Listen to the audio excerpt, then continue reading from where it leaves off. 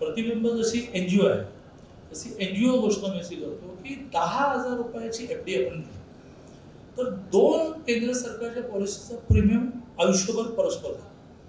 10,000चा व्याजदर कमी झाल्यानंतरचा सुद्धा विचार केला नाही. आता तो उरणार दाखवणार. एक आहे 40 रुपयेवाली ॲक्सिडेंटल पॉलिसी की ती माणसाला अवयव गेला की 50,000 देते, डेथ झाली.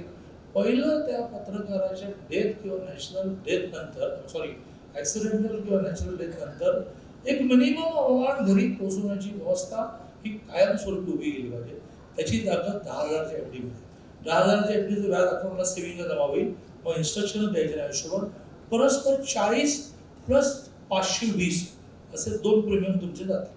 520 काय? कुठल्याही कारणाने डेथ होते तुमच्या कुटुंबियांना 2 लाख रुपये मिळणार. 40 रुपयेवाली काय?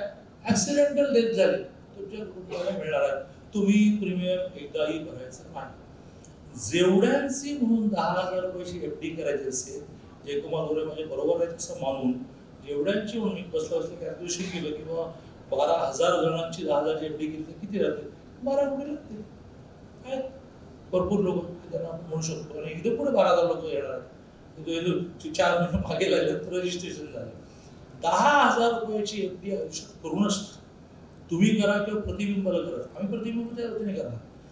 ती केली की तुमच्या 2 इन्शुरन्सचे प्रीमियम आयुष्यभराचे भरले गेले आणि त्या प्रीमियममधून त्या इंटरेस्टमधून प्रीमियम भरले गेल्यानंतर तुम्ही तुमच्या कुटुंबियांसाठी 2 लाखाची व्यवस्था केली.